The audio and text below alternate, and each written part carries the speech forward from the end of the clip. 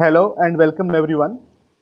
Today, SP Jain School of Global Management and Association for Emerging Technologies are happy to bring to you this session which covers impactful innovation journey from the industry leader themselves. So for the first session, we have Sivanandhan who will share with us the journey of Roti Bank, how they started, and what is that they have achieved during this pandemic, and they have been doing this since very long time. So over to you, Sivanandhan.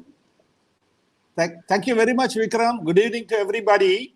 I'm Sivanandhan. I used to be an IPS officer in Maharashtra Police. I joined the IPS in 1976. Before that, I was a professor of economics in the University of Madras. I retired as the Director General of Police in 2011. And since then, I have been working in the RBI. Then I worked in the National Security Council Secretariat and various other institutions. And I've been now studying fintech besides running my investigation agency called Secure Us First. Then it was a very interesting life I had as the Commissioner of Police of Mumbai, Thane, and Nagpur. I joined Mumbai as after the 26/11 attack in 2008. As Joint Commissioner of Police, I joined when the organized crime was at its peak. We eliminated the entire mafia ruling this place for about 30, 40 years, and we brought a full stop to that, their activities, open activities. So with that, the police career ended, and then from hunting criminals or eliminating crime to eliminating hunger is the new job, a new avatar I have taken. So today's subject, thanks to Vikram again, is something to do with eliminating hunger, COVID and beyond. Or you can say service to humanity, whichever way you look at it. So this, in the next few minutes, I'll be covering about six parts of this journey as Vikram described. One is about the Roti Bank. Then the second is about the journey so far. Then third is our milestones. And fourth is battling COVID-19, novel coronavirus, and the battle and achievement so far, and how you all could contribute towards eliminating hunger. So about the Roti Bank, I would like to say, you can change the slide to Vikram. You can change the slides. Vikram, can you change the slide? Yes, next one. Next one. Okay. Next one. Go to the next slide. Go to the next. Yes. So this Roti Bank is a concept where people who are suffering from malnutrition and the people suffering from hunger, how they could be helped. In the whole world, if we say out of 7 billion people, normally 1 billion people were going hungry every day. In India, about 200 million Indians were going hungry every day, even though in our granary, we have 82 million tons of food.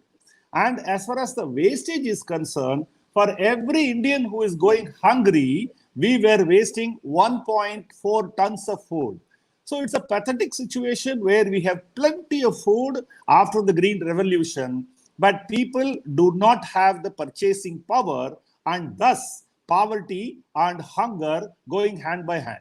But at the same time, the minute the COVID started, the jobless workers and various industries closure and everything, lockdown as you call it stylishly, it made 400 million people hungry, and they had no access to food, water and all. Now you have been seeing on the roads, people walking in 45 degrees of heat, and without footwear, without water, and children being carried, all the luggage being carried and all that.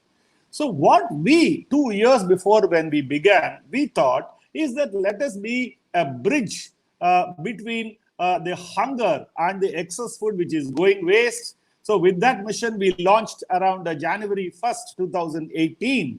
And we served about 1 million meals in 2 years, 2018 and 2019.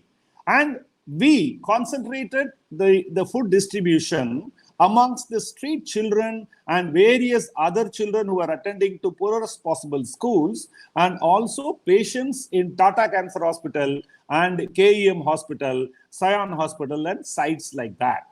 Now, you can't give the leftover food as the Roti Bank is supposed to pick up and deliver food. That's the motto.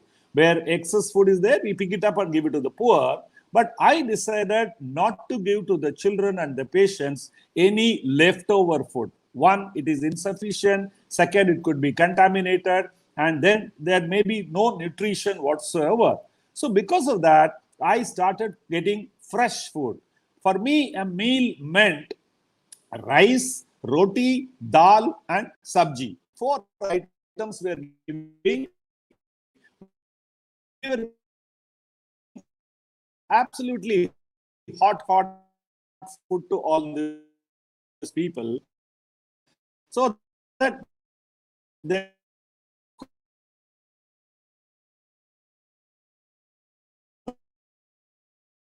by the big ambition was to serve about 2% growth is what I wanted to do. But then this COVID, thanks to COVID, I've already crossed more than 1 million. And in another 30 days, I'll be crossing another million. By the end of the year, maybe it will be 3 million meals. Please go to the next one, please. Next one. Next slide, Vikram. So this shows what do we do. So we pick up excess food from weddings, various events, hotels, offices, hospitals, and others, and we deliver in the vicinity within the next 60 to 90 minutes. We never believed in refrigerating the food because the food is cooked so many hours before, and then again you refrigerate it, it gets killed. So in the bargain, we were giving freshly cooked meals outside Tata Cancer Hospital. We could see the people living from various countries, various parts of our country, sleeping on the footpath. They were ordinary, normal, middle-class people, nowhere to stay, nowhere to go, and they were there. And we also introduced the housing societies contributing grains or 2 rotis each. Thus, we brought in schools like Cathedral School, Bombay Scottish, and various other schools, 16 of them.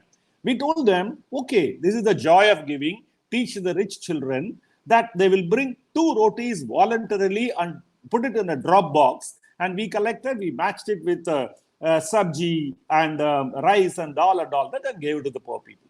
Sometimes these children like Cathedral and other school children were curious to come along with the teacher, visit Dharavi, a school called Drona Foundation, or Mankurd. Jeevan Dara is the NGO where we served. These places they used to come and saw how hungry children were lapping up the food which they had given. That changed their lives, I suppose. So please go to the next slide. So our mission, next slide, please. So our mission is to see that no one should go hungry. It's an ambitious program because in India, as I said, 200 million going hungry. If we are giving 1 meal, it is 200 million meals. If we are giving 2 meals, it is 400 million meals. So we registered a Roti Foundation as an NGO, and we are giving, we receive donations, and we give a ATG enabled receipt. And we also work only during the daytime because our night functions go into the wee hours of early morning, 3 o'clock or 2 o'clock. So we pick up from 10 a.m. to 9:30 p.m. and serve people within So I told you our achievement was 1 million meals in 2 years. Now we are going towards the 3 million meals in 1 year. Please go to the next slide, please, Vikram. Vikram, move, please.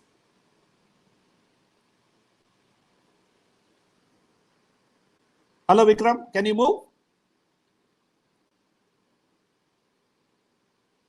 Vikram? Yes, thank you. So these are the people who are helping me as trustees. Sushil Jivrajka and Dr. Natarajan, a Padma Shri awardee. And the next slide shows our people, variety of people. We were serving in all these schools and slums and hospitals and other places. You can see that.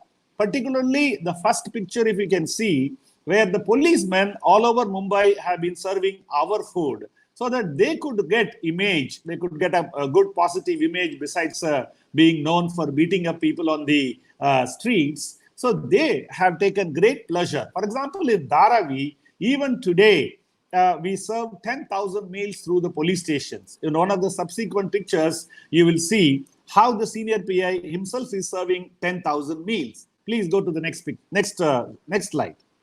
Next slide, please. Yes, so normally what happens when you say, when I change, it takes 5 seconds to appear on the Okay. screen. So it will take Okay. certain time before it comes. Okay, thanks. Okay. I didn't get that earlier. So in a glance, if you can see, as I said, we have given 1 million meals and daily distribution was this. And we had also special occasions like on the 1st of January, we had a 20,000 meal marathon. We brought in about all the college students who was as volunteers, National Service Scheme, NSS volunteers, and we give them a certificate if they clock about 10 hours in a working year. We give them a certificate. We also celebrated the World Food Day by distributing 51,000 meals amongst these school children, and they were very, very happy to receive that on that day. That was 16th October. This year again, I request all of you to join. The same day, we will do maybe a lakh of meals we will do this year, being 2020. I say that we are partnered with the NSS all across this thing. 10 hours was the volunteer. Go to the next one, please. Next slide. Yes, here are our volunteers. You can see these are all that college students from Father Agnel College and various other colleges. And you could see even the paper plate is biodegradable. And we give all the poor people a wooden spoon also, so that everything is biodegradable.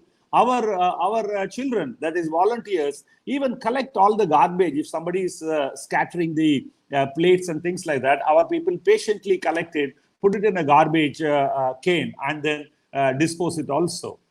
Go to the next one, please. So we served 10,000 meals on the leap year day, that is February 21st. A company called Equifax hosted that, and their director, CEO, and various others came and participated in that. They were very happy to see the kind of quality food we supply. So we always gave, for all these 2.5 years, to Drona Foundation. 152 children were adopted by me, and we were giving them fresh meals every day. And on festivals, we like Christmas and various other days, we took them to St. Mary's and Bandra and other places. And along with feeding children, our volunteers also spend quality time. For example, BJ Home in Matuga, they are all tiny tots, about 250 of them. Even today, we are giving them grains. Every now and then during these COVID times, we give them grains so that they can cook their fresh food. So we are impacting their DNA. By DNA, I mean their discipline, their nutrition, and their academics. We took all the children to Aditya Jyot High Hospital from Drona Foundation, got their eyes checked, and gave them specs. We gave them playthings. We gave them books and other material, so that their scholarly activities will also become better. Please go to the next one.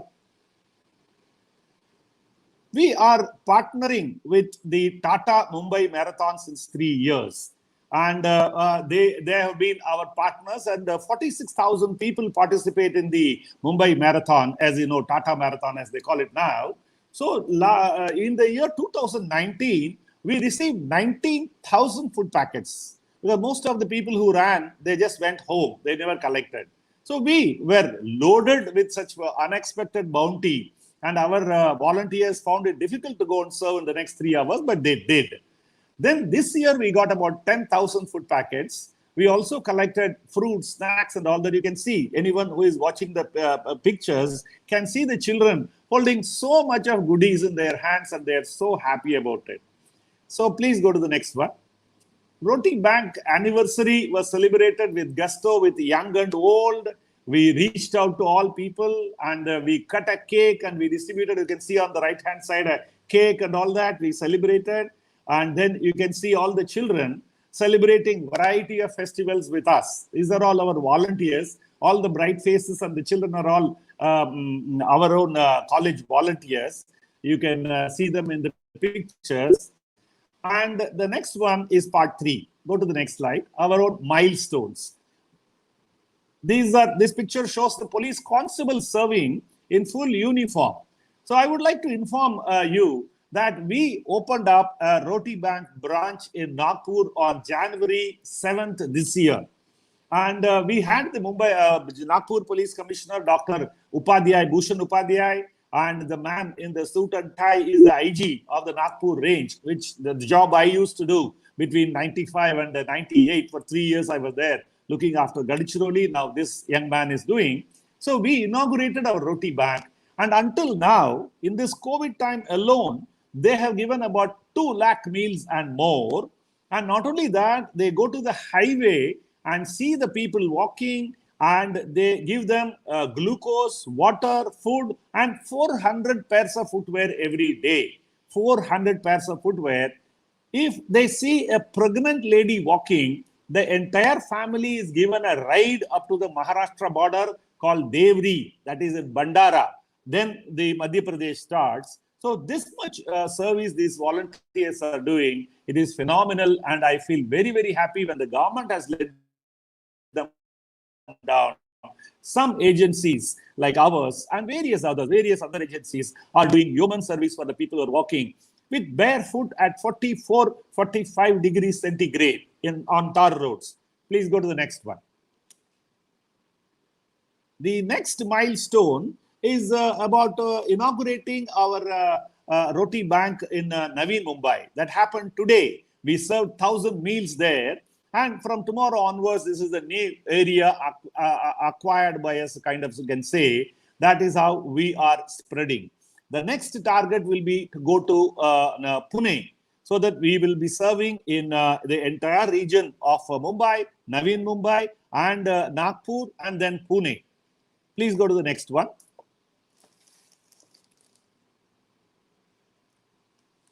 So we happen to be looking for opportunities to cook our own food so that the cost would come down. Earlier, I was buying for 35 rupees a meal. Now we are producing our own meal within 20 rupees. So you can see the picture. My wife is inaugurating the kitchen. It is there in Chembur. It's worth about 50 lakhs. A friend of mine who is doing this metro work has given this to us. As on today, in this kitchen, we are producing about 12,000 meals. One meal today means dal khichdi or vegetable pulao or masala rice or anything like that. Along with that, we give some fruits sometimes. We give the Amul buttermilk to all people and all that. So when I'm talking about my kitchen, I must say that we also borrowed the kitchen of Dadar Midtown Preetham and one more place in Goregaon and one more hotel at Borivali, so that across Mumbai, we have got 4 hotels running for and there that we collaborated with the Kachi Engineering College, SAKEG it is called, and Anchor College, where they have devised a scientific innovative machine where you can see whether the food is contaminated, worth serving or not. Actor Boman Irani had come and he launched an app on that day through which Paytm link and other links are given where people can donate money to us. So the next one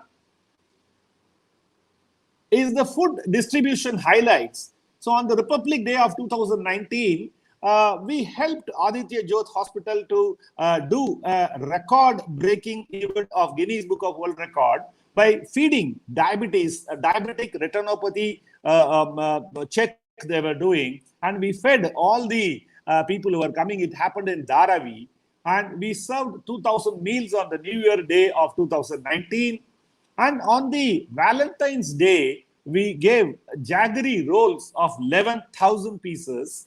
And as I said earlier, World Food Day, we celebrated with 51,000 meals and 17,000 meals on Mumbai Marathon. And again, on the leap year day, 10,000 meals we gave. On the left side, you could see the inauguration day. That was December 27th, 2017. That's the year. So we have done 2 years and 4 months more now. So we have done phenomenally well. Please go to the next one. This one, go to the next one. So this one is about battling this COVID. This is the main story which I have been asked by Vikram to tell you people, that this is a time unprecedented, as you would all know, that so many jobless workers, people moving up and down all over the country like never before. Only in 1947 between India and Pakistan, so many people have moved. Please go to the next one. So we have done, in fact, I must admit that on March 24th and 25th, we got that this COVID is a dangerous thing and our people should not get affected, closed down the operation, and our own people went away to their own homes. But somehow somebody made it to dawn in my brain that this is the time to go and fight it out and feed the poor people. So on March 26th, I'll show you the graph later, we began with 1,000 meals. I gathered enough people, volunteers. I paid them double. I gave them an insurance of 5 lakhs of rupees, gave them a 2 months quota of vitamin C and vitamin D, and bought them all the body suits and various things like that. Thus, we have served in this last 35 days 10,07,400 meals until yesterday evening. Today we have again done 26,000 meals. That can be added to that. We are distributing food at 40 locations, and we are giving 1,30,250 meals. And in Nagpur is 1,13,250. And we have 4 operational kitchens, as I mentioned earlier. And our partners for distribution of food is the Mumbai Police. I have served in Mumbai Police as Deputy Commissioner, Additional Commissioner, Joint Commissioner, and also the Commissioner. So they are very, very happy to join hands with us and do an image makeover also. Please go to the next slide.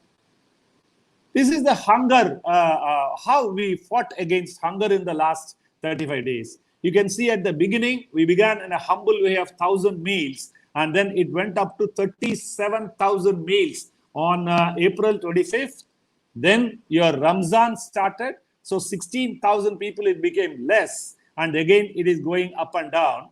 As of now, we are going between 25 to 26,000 meals, and I have been helped by many organizations. I thank all of them. I'll show you in a subsequent slide, but I want to tell you that we will go at the same rate for the next 3 months. That is another 100 days. I can go easily and serve about 27,000 meals or 30,000 meals a day. So we are not going to let this pace, let this speed, the momentum go away. We are going to serve as much as with the grit and the courage, as much as we are showing now, it will continue. Please go to the next one. This is about the Nagpur. You can see it's a humble beginning, but then it has gone up to 5,000 meals a day. That is the maximum. And then they have been going a little slower, depending upon the number of people found on the streets of the highways of Nagpur connecting Andhra Pradesh and Madhya Pradesh. And as I told you, these guys go out of the way to issue even 400 pairs of footwear to them and help them in every possible way by giving them glucose, water, electrol, and all that kind of thing. That is something very, very special. So these guys in this COVID period, only they have covered 1,13,250 meals. I've given them a vehicle and 10 lakhs of rupees every 10 days or 15 days. I give them from here. It is a subsidiary of the Mumbai Roti Bank. Navi Mumbai is part of the Mumbai part only. Please go to the next one. So this one shows the various places where we are serving food. About 40 locations we are showing. It is showing Bhiwandi, BKC, around BKC, all the slums, Antop Hill, Mahul, Malabar Hill, Govandi, Chembur, Borivali, all places in Mumbai. So we have been serving about, let us say, 30,000, 40,000 meals together in that place. In Antop Hill alone, we have given about 55,000 meals. In Dharavi, it's about 1,60,000 meals. The entire productivity of the Midtown Preetham Hotel goes exclusively for Dharavi, and the senior PI serves there. Please go to the next one. Yes, here are the people. This Mir Foundation is run by Shah Rukh Khan, Juhi Chawla, and others. I don't know them actually, frankly speaking. I never run into them. But they reached out to us and said, we would like to sponsor 10,000 meals a day for 30 days. We said, yes, gladly. And then we increased our capacity. In 30 days, they have paid us for about 13 to 10,000 meals a day. Now, ACC, Ambuja Cement and ACC Trust, again, they came forward at the same level and paid us enough to run for the next 2 months 10,000 meals a day. So Thyrocare gives about 5,000 meals. They give us cooked food, and the others are also SR Foundation, I must mention. They give us a ton of fresh vegetables every second day. It comes from Pune, and that gets a place in the meal, vegetable pulao or whatever we make, thus making it very, very tasty and nutritious. I thank all these people, and I thank so many others who have donated with a very, very liberal, generous heart. I must say, there is no city like Mumbai city as much as generosity is concerned. They know, they have the trust. Even earlier in my policing days, I built a school of 70,000 square feet in Thane. It produces only first class and distinction since last 16, 17 years. The money came from all the very same generous people who are helping me building up this NGO called Roti Bank. We can go to the next one. Yes, here we are distributing at Shahunagar. This Shahunagar is nothing but Dharavi. On the right side also, you see a picture of Dharavi only. And now, at this stage, I must tell you, that with limited volunteers and drivers, I cannot be going into 50 locations. So what we do, we are asking NGOs and others. I get calls asking for 8 meals and 10 meals and all that. I tell them, no, I'll give you 500 meals. You bring your vehicle and collect your food and go and distribute. So thus, we are catering that 37,000 people or 27,000 people, whatever is the figure, through 50 voluntary agencies, and they come and collect. They maintain the social distancing in our kitchen, and they collect the food. They go and serve the meal.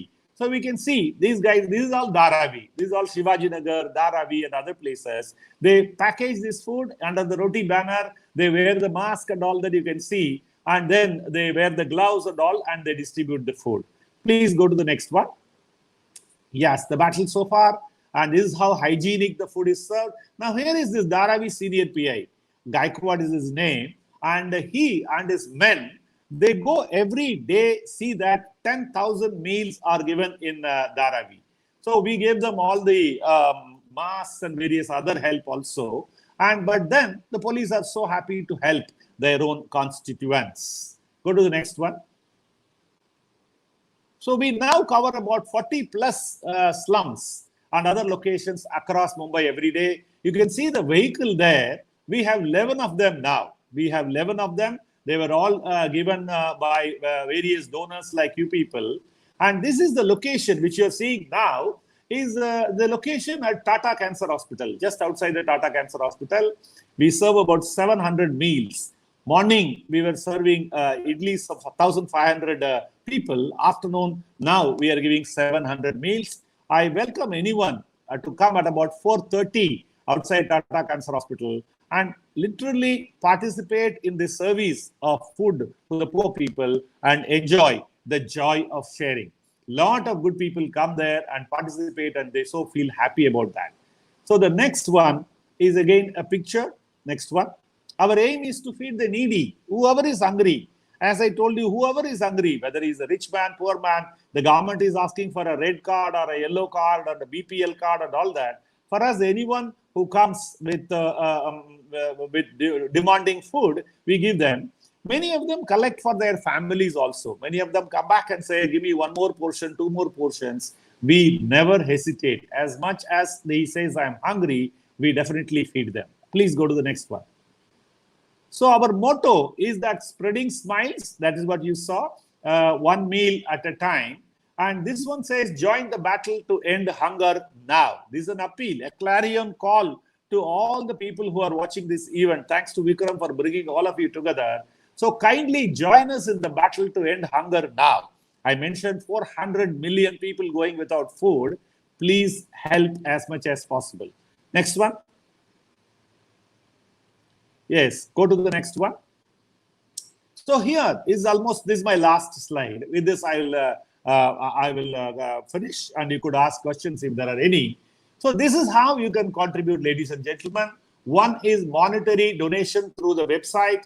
We can go through the Paytm, and there is a bank account in RBL in Parel. You can directly contribute. If anybody needs food, you can tell us also. On the extreme right hand says, please help us to find out where is the hunger pocket.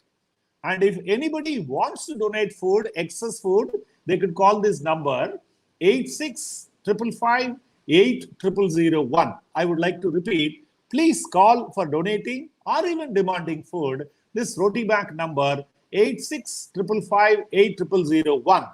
He is the operations manager, one of my ex-police colleagues called Inspector Thambe. He will pick up the phone and be helpful to you. You could all donate uncooked grains. That is rice, dal, oil, wheat we don't want now. While speaking about these donations, I must say a lot of people have come forward now. One another friend of mine has promised to give a roti making machine. In an hour, it will make 2,000 rotis, and also boilers for cooking the dal khichdi which we are making now. So with all these things, we are going to do capacity building. We are going to indulge in a little bit of a mechanization in the kitchen. And we will also look for another kitchen in the suburbs in Borivali or Bayandar or Mira Road, where we are serving food even now, so that our outreach is far more wider. The next thing you can do is to indulge a little bit of a publicity about us in the Instagram or Twitter or a Facebook and things like that, so that people come to know about us. We have a tie-up with the schools and colleges, and we also have tie-up with the companies. You can help us in getting the CSR funds, this corporate social responsibility.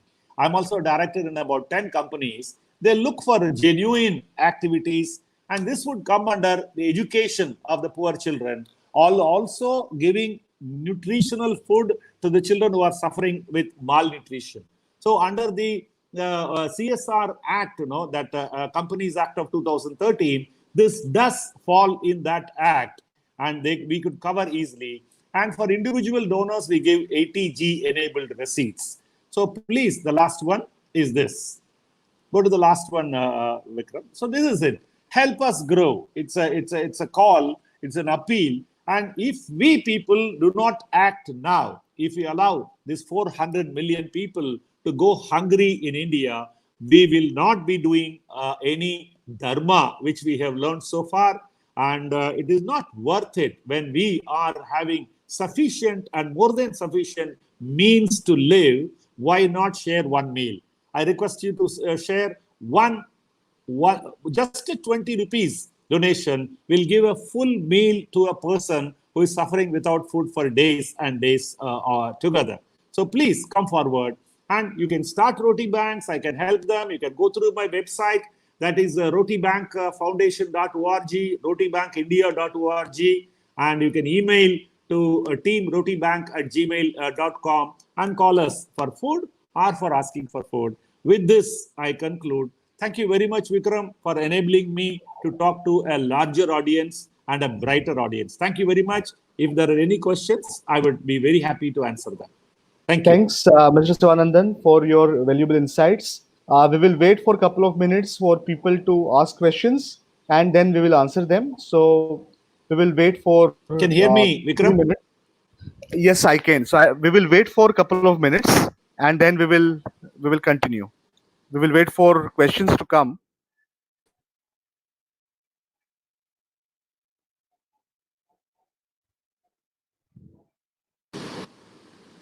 Yes, we will wait for questions Vikram, to can you come. hear me? Yes, I can hear you. We will wait for questions to come, and then we will continue.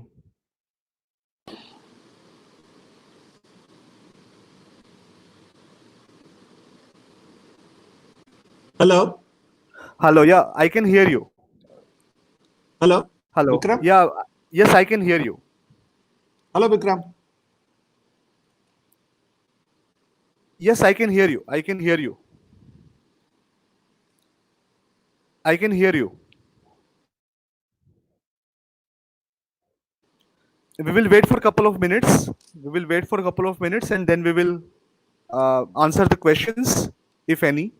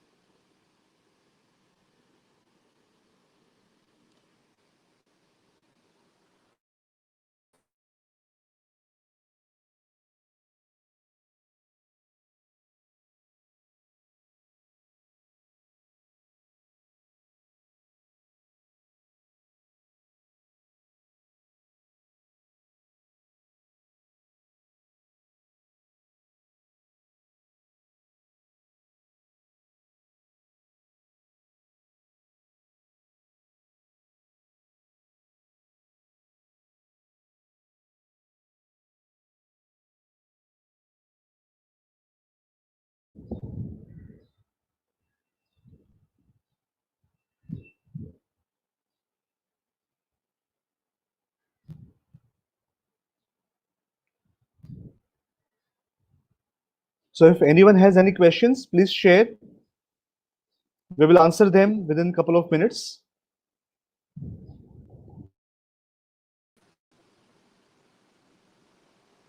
Yes, Mr. Hello? Sivanandhan. Yeah, I think you can hear me now. Yeah, very well, very well. Thank you. Yes. So we will wait for a couple of minutes for people to ask questions, and then based Yeah, on that, we will answer them. yeah. Otherwise, we can go to the next part of this. Sure, sure. So one questions which we have received, after so many donation coming, why are the migrants not happy and want to go back to their villages? That's the question which somebody has asked. Yeah, I would answer on behalf of the government or on as a person who has served in the government for long enough time. Since the government has not passed a law that all these migrant workers working as contractual laborers should be paid, all of them have not been paid since February. Since Feb 2020, Feb, March, April, May, they have not been paid. And those people have no food to eat. And so they have all decided en masse that they will go back to their villages belonging to Chhattisgarh and Jharkhand and Bihar and UP and all that. Since the lockdown was announced within a 4-hour gap of 8 p.m., it was announced, 12 o'clock, it was lockdown was started. They had no means, they were panicking. No one to pacify them and tell them that we'll give you the job, we'll give you food. But as you know, the Janadhan account, they don't have account. They're paying 500 rupees. They don't have these accounts. They don't have this thing. But in the kitchen where Chembur, we have this kitchen, there are about 500 such migrant laborers. I meet them every week. When I go there, I meet them. For months, they have not been paid and they don't have any food. I've been feeding them. So all these lakhs of people have decided to walk back home. There are cases where Surat to Assam, somebody has walked 1,400 kilometers, and lots of people in lakhs and hundreds are walking towards their hometown now because somehow they are desperate to reach their hometown and be there, live there, rather than to die in this kind of area. So from Karnataka, Tamil Nadu, all places people are moving. Also, all the others, people like you and me, are stuck in various cities. They're also very, very desperate to come back. They are people with means.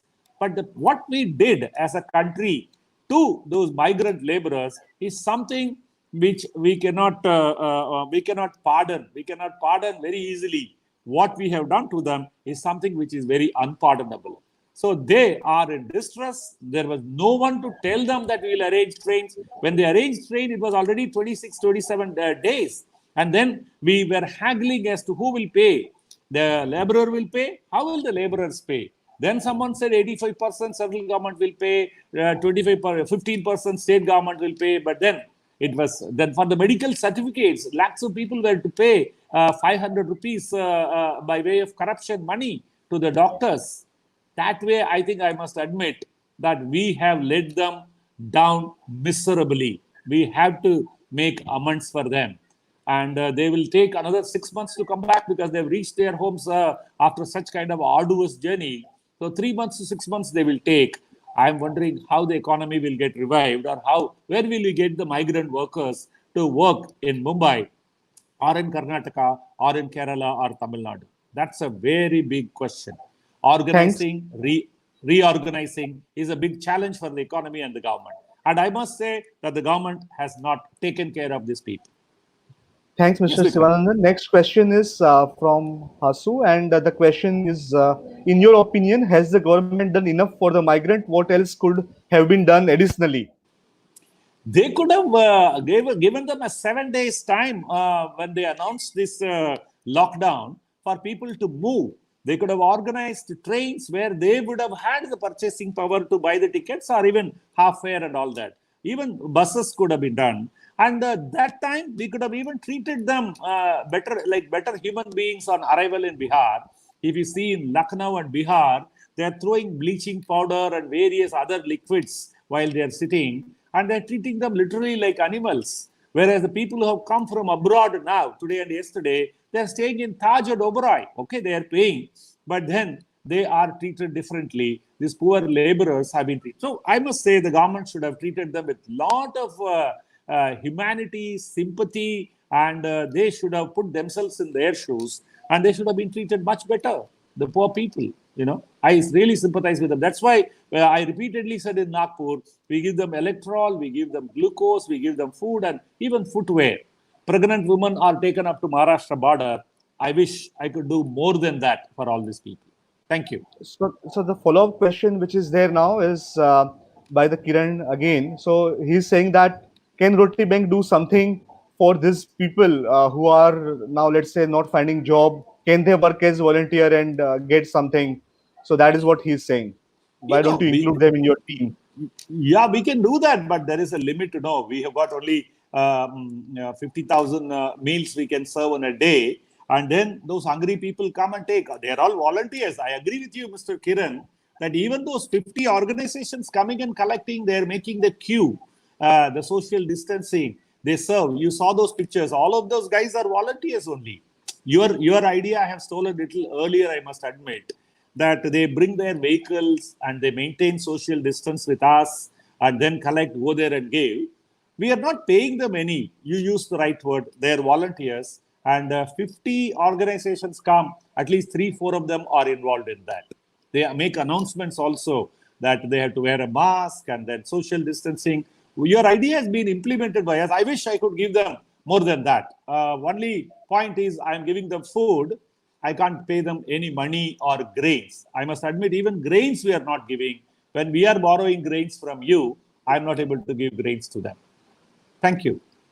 Yeah, thanks. We will wait for one more minute, last question, if any, and then we will end this session. Any last questions if we find, then we will answer that. Otherwise, we will Yes. end this session. Otherwise, I'll take this last minute as an opportunity to Sure, thank you, Vikram. sure. I can't find enough words to thank you and thank all others who participated in this thing. I'll be waiting eagerly to listen to the other speakers who are going to come after me. But this is a great opportunity. I felt very, very happy about sharing our journey. Thank you very much. Thanks, Mr. Sivanandhan. Look forward to future interactions as well. So I think we now don't have any more questions. So we will end this session and we will wait for the next panelist to join us. So we will wait for a couple of minutes. I will now remove you from the stream, Mr. Sivanandhan, and Yes. you will be still be there, but I'm removing from the stream.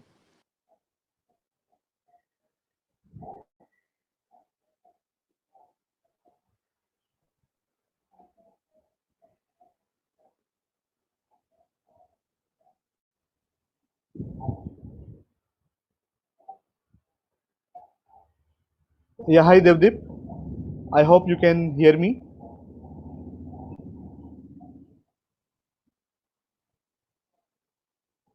Still be there, but I'm removing from the stream. Yes, I can hear Yes, you. Yes, I have added you to the stream now, and we will wait for others to join as well.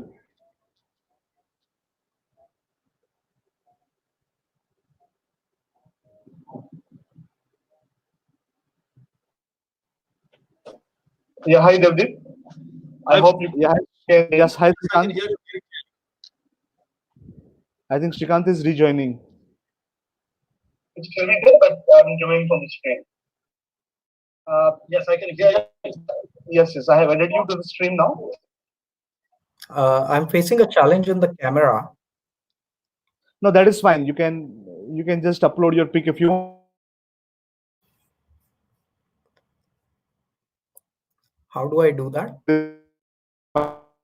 You can use your profile, which shows like a picture. You can upload your picture there.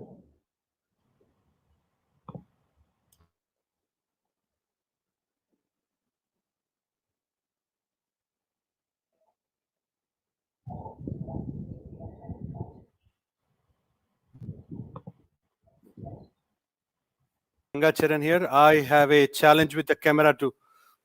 No, not an issue. That is perfectly fine. Even without camera, it was perfectly okay. I think we will start in 1 minute. If you all are ready, let me know. We will start. Yeah, Vikram, how do I put my picture? How do I put my picture? So basically, if you can see Edit your avatar. Okay, got profile, it. yeah, edit avatar. So basically, everyone can edit their avatar and upload their got it. pic. Yeah. Understood.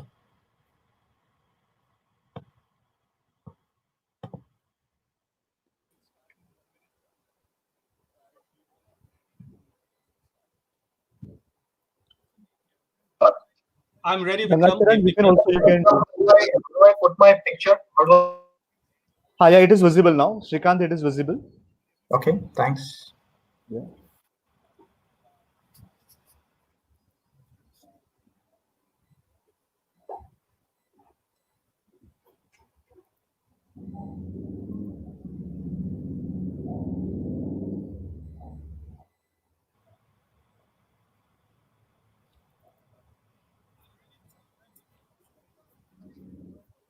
So if everyone is ready, we will start. Okay, so the topic for today's panel is the impactful innovation. Why innovation is required, everyone knows, but most of the times innovation is highly abused word, and people just use it as a PR buzzword, and nothing impactful come out of it. Sometimes what people used to earlier do is that there is an innovation drive which happens from corporate side, and at the end there is no tangible outcome which comes out of that. And today's discussion is going to revolve around what we can do so that the innovation has some impact, whether it is at organizational level or whether it is at the society level or whether it is at a country level or global. So in a way, we want to identify the parameters, we want to identify the characteristics of that impactful innovation, how it should happen, what should people do, what should people avoid, and what should be the streamlined processes and how other ecosystem players can help in achieving impactful innovation. So I will start with a very brief introduction about myself. I'm Vikram Pandya, Director FinTech from SV Jain. I am CA, CFA, CISA, and a couple of more degrees with me. But I have been uh, always interested in technological innovation and how technology can help in finance and other areas. And that has been the main driving force for me. With this, I will pass it on to Gangacharan. Gangacharan, if you can introduce yourself, and then we will pass it on to Shrikant and then Devdip in that order. Sure. Vikram, can you hear me? Yes, I can. Okay, great. Thanks. So my name is Gangacharan Gopisetti. I am the Chief Architect, Banking, Financial Services and Insurance, SAP Labs. I focus on innovation. And I have been in banking and fintech for the last many years. And I have been an entrepreneur myself. Sometimes successful and sometimes have failed. A lot of lessons learned on both. And I'm very passionate about innovation. And in fact, I actually was in the first cohort along with many others in Vikram's fintech course. And I'm pursuing my doctorate currently at SP Jain too. I have worked internationally in many banks, and I really look forward to this discussion. Thank you. Thanks, Angat. Over to you, Shrikant. Thanks, Vikram. I'm Shrikant.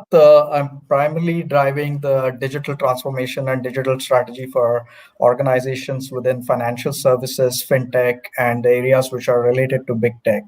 I've been fortunate to work on one of the largest digital transformations in the world, looking at across 15 countries, uh, including Southeast Asia, Middle East, Europe, as well as North America. Digital and fintech are very close topics which I closely follow. Blockchain is one of the areas where I'm pretty optimistic about how things are going to evolve with some of the scenario which we see now. I'm working on a very important topic which is about digital life. How do we create digital trust while we are enabling digital life? And COVID has taught us new ways, and we are reaching new normal. We are adopting to new normal. For me, it's important that we have safe and secure digital life. I'm working on the digital trust, which is enabling a digital life for individuals as well as organizations. Thanks, Shrikant. Devdip. Good evening. It's good to be here. Welcome to all the participants. My career in brief is I have worked in the corporate sector with global leaders like P&G, DHL, CHEP for over 25 years in a variety of roles, including CEO, strategy, marketing, etc. For the last 5 years, I have been wearing two hats. One is I'm an adjunct professor at the IIT Bombay School of Entrepreneurship, where I work with, teach, and mentor a lot of high-tech startups. And the other hat that I wear for the last few years is I run a global NGO for India. And in that, I work with thousands of students and with my colleagues, help them develop social businesses. So this is my career in a brief. Over to you, Vikram. Thanks, everyone. Very quickly, Gangacharan, I would like to understand from you, what does impactful innovation mean to you? Because you have been part of this journey in multiple different organizations, and you have seen this innovation happening. So what does this impactful innovation mean to you, and what has been your experience so far? So, Vikram, you mentioned while introducing innovation, you mentioned something which I relate to so completely. It's become a buzzword. Yeah. So a lot of people use digital transformation, innovation, emerging technology interchangeably as a punchline. I have seen more and more in terms of my association with large banks, wherein I was leading certain programs. Innovation actually means applying invention in practical sense, making it sustainable, scalable, and making a difference to your end customer. The customer may be internal, external, regulator, auditor, whoever it is. It needs to make a sustainable difference, reduce pain points. That is what is innovation is. And innovation per se, I mean, adjectives apart, has to be impactful for it to be sustained. So this is what I believe it should be. It can be anything. It can be something as simple as wearing my banking hat again. Something as simple as you want to actually get a loan at an instant. There are some platforms which give it to you in a minute. Some take a day. And some people do it less than a minute, and they are able to do it with the least amount of pain points. That, according to me, is innovation. Because it's not about the product, Vikram. It's not about the product, especially in banking. The products are done. Savings and current account are the most innovative products which came along. Everything is a cash flow. The most complex derivative is an event-based cash flow. I would say it is the delivery of the product. That is where innovation has to come through and shine. And that's what is actually makes it impactful. Sure. Thanks, Gangacharan. Shrikant, over to you. What do you think innovation for you is? Because you have seen multiple different companies, you have provided consultancy to also multiple different big corporates. So how does innovation is different for you, or what does that mean for you? Sure. So I look at innovation is primarily solving a problem, and in a way we are looking at, as Ganga mentioned, you need to have a customer, you need to have a recipient. And for a long time, we have been looking at innovation in a wrong way. We've been always looking at innovation from inside out, thinking that something which is cooked up in the lab is going to be acceptable by the end user and the customer. One of the new interesting ways of looking at innovation is outside in. And a lot of innovation we work with is primarily outside in, which means in simple terms is first understand what the customer is looking for, first understand what your digital partnerships and collaboration is a very important aspect in innovation. So if you're looking at from an outside in perspective and always connected to the customer, your innovation is going to be super powerful. One of the things which we need to realize that somebody mentioned that the belief that all the smart people live are part of one organization. That is not true anymore. We probably will find more intelligent people outside the organization. So how do we work with the co-creation aspect? How do we bring some of the dimensions which we have not been able to look at while we are focusing on certain industry and only addressing one way of solving the problem? So looking from outside in is a very, very important dimension of innovation, and that can lead to a great impact for all the stakeholders. Thanks. Nice points, Shrikant. Devdip, very quick question to you. So again, same question comes to you, and along with since you have been part of academia as well, and you have been part of the fintech ecosystem. So what do you think the innovation really means from that perspective? And what do you think academic institutions should do to ensure that innovation cultivates at the grassroots level, and then it can nurture further? Okay, let me break my answer into two parts. What I experienced in the first 25, 26 years when I was working with large companies, and then the second part are in the last 5 years where I'm working with social and high-tech startups. The first part is what I call sustaining innovation, business as usual innovation. These are basically existing companies who are powerful, where the domain is quite well known, the customer is reasonably well known, the problems are more or less known, solutions exist, and there is an existing business model. And examples of those will be a new model of a phone, a new model of a car, a new model of a TV. And typically the focus here is, with my existing domain, existing customer, existing problem, how can I do something which is better or faster or cheaper versus what I have today? And that's what I call sustaining or business as usual innovation. In the last 5 years, where I've worked with IIT and another social organization, let me give you two examples. One of them is what I call disruptive innovation. A disruptive innovation is something where we don't know the customer, where the customer probably doesn't know his own problems, the solution is not known, there is no business model, and the risks are very high. And this is typically examples like Uber, the aggregator models that came up, the Uber, the Ola, the Book My Show, Make My Trip, Swiggy, Zomato, Netflix, etc. And here the difference is, to give you an example, if I went back 100 years and asked a horseman, okay, how can I make you travel faster, better, cheaper? And the horseman will probably say, give me a better, faster, cheaper horse.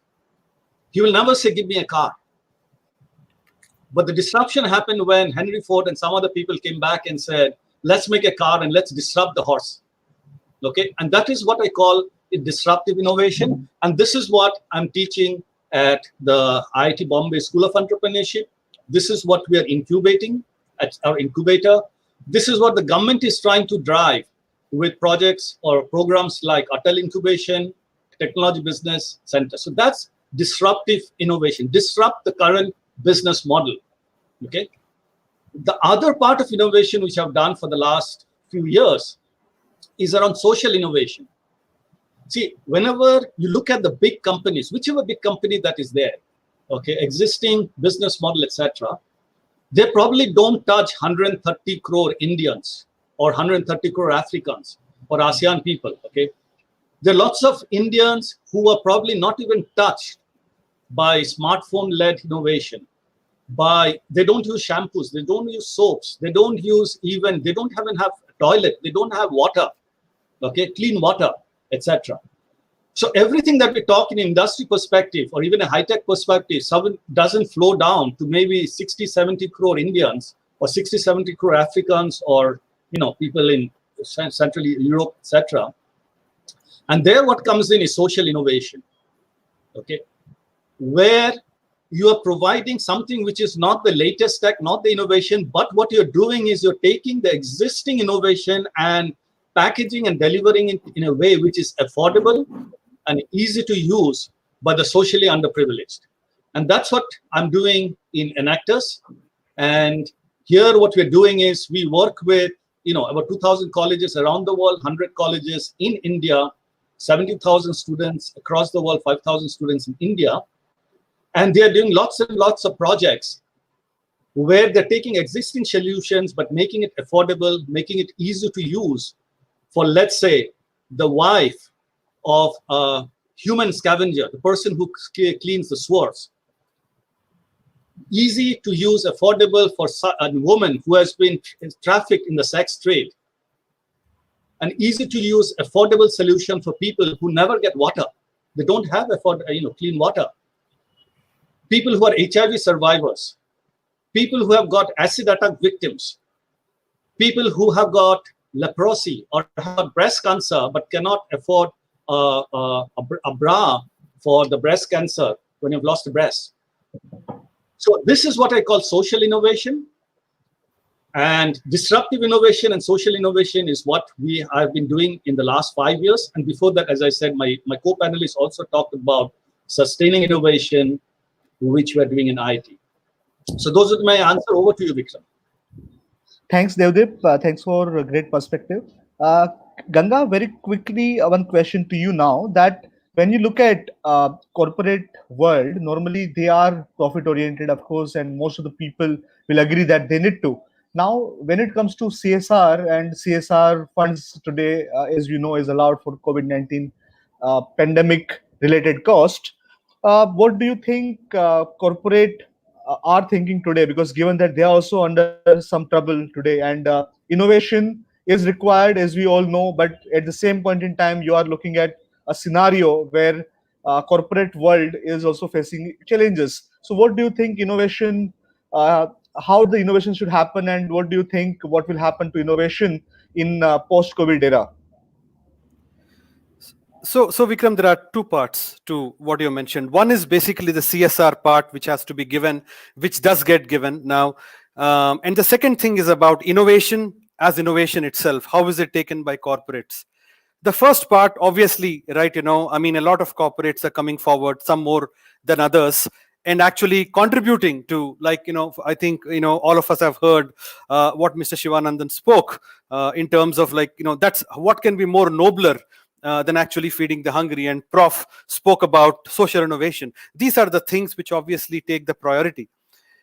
From a corporate perspective, Vikram, having dealt with a lot, innovation, I believe, impactful or otherwise, according to me, innovation has to be impactful only. Otherwise, it's just one more fad. But innovation per se is a very misunderstood word.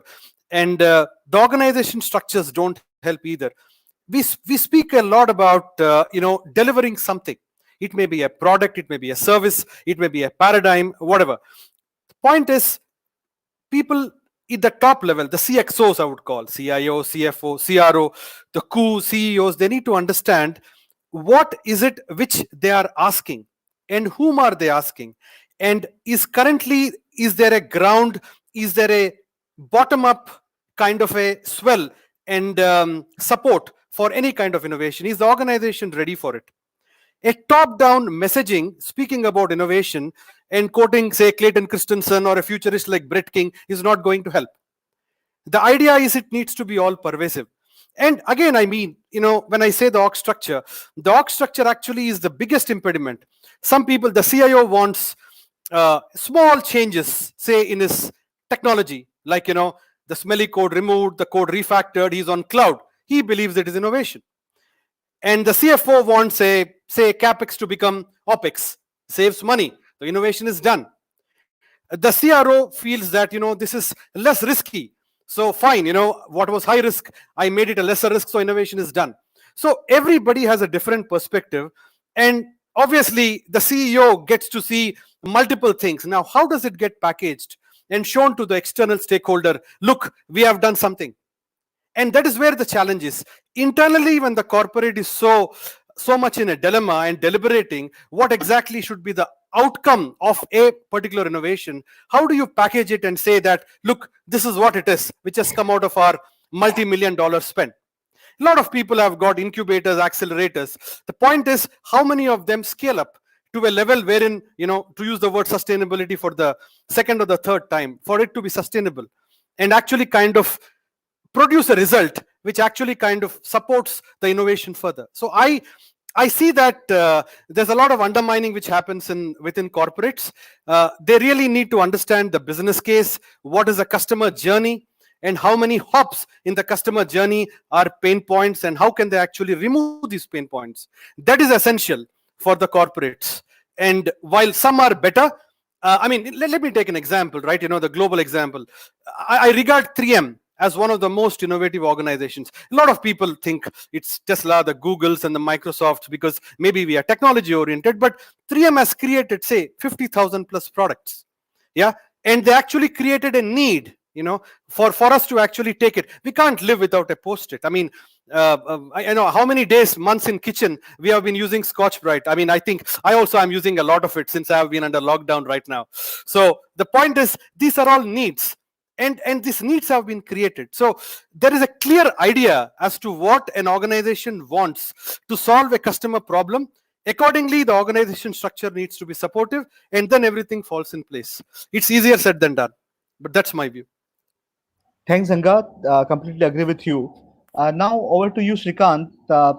You have been part of consulting world since very long time, and as people say that you are normally a bridge between what management wants and what you can deliver through IT or some other means, right? So that when you look at that journey, how do you make sure that this innovation journey is smooth, and what are the strategic considerations do you think are most critical for making innovation more result oriented and meaningful? Sure. So, Vikram, if we look at the type of problems banks or large organizations which are trying to solve, banks or insurance companies, financial institutions, you can divide the problem statements into two types. One is there are strategic problem statements and there are tactical problem statements. And how do we differentiate between these two? Tactics is something when you actually know what you need to do and you just want to do better than what you were doing yesterday. And strategy for me is where you don't know what exactly is the problem statement itself and you don't know what to do, right? If you look at a large part of problems which people are trying to solve today because of the COVID and the impact which we see, is primarily on the tactical side. But there are organizations which are also thinking about some of the futuristic investments. But there are very few organizations right now doing that. Most of them are struggling to get the BAU running and hoping that things will get to a new normal, which may not be exactly what we were in. But that's the challenge organizations are facing. Now, if you look at the way, if we just break down the type of segments those are disrupted today, or those generally where we see digital disruption. One is the B2C segment, which is direct interaction with the consumer by the organization. The second is the B2B, where organizations they are communicating with each other and there is a seamless interaction with them, integration between organizations to share the data capabilities. That is where the open banking or API banking comes in. The third dimension, which you saw, which in the form of Zoom, which is the newfound interesting stock of a lot of people right now, which zoomed from 60 to 200 or something if in that range, and 10 million users to 300 million users somewhere towards the end of March. It's primarily the hybrid model where enterprises are now interacting with the employees. Now, if you think about the largest disruption today, which is coming in and which also came in somewhere around 2003 due to the SARS outbreak, is in the B2C segment, and that's where we should see a lot more effort being put in terms of creating access via digital channels. It could be reaching out to the bottom of the pyramid, providing them access. It is possibly integrating some of the services. And I can give you an example of Singapore, where the F&B sector is significantly impacted, where they do not have online delivery. So a platform which is connecting the consumers to the F&B sectors or a restaurant somewhere, which part of Singapore, would be a great idea to explore. People who are already in the B2B platform business, for them this is the golden period, because they would see a lot more exchange happening within the organization, and data and interaction will improve. Now we see some of this is taken care of by digital trust solutions like blockchain, some of the new technologies which are emerging on the cybersecurity front. But organizations will increasingly have to innovate in a way how they will interact and how they will build seamless journeys. And we are seeing a lot of shift in the way we are interacting with within the organizations. Large banks are now asking the questions to the CEO, saying, can we continue with this model? Some part of Europe is talking about high productivity gains because of working from home and digital interaction. So we should see innovation in all the three segments. And unfortunately, my experience is that organizations today are stuck with tactics, and they're not thinking about bouncing back strategically after when we reach the new normal or post-COVID settlement. Thanks, Shrikant. To Devdip now, one question which normally comes today specifically is that the importance of open innovation, right? When you say open innovation, we have seen during this COVID-19 era that in US and many part of the world, people have created open source 3D ventilator models, and then they have started printing it. There is a community effort which happens. So sometimes what happens is that the moment you have open innovation happening, it becomes a building block for the next set of innovations. And given this scenario, what is your thought on that, and how do you think open innovation should be nurtured? Yes.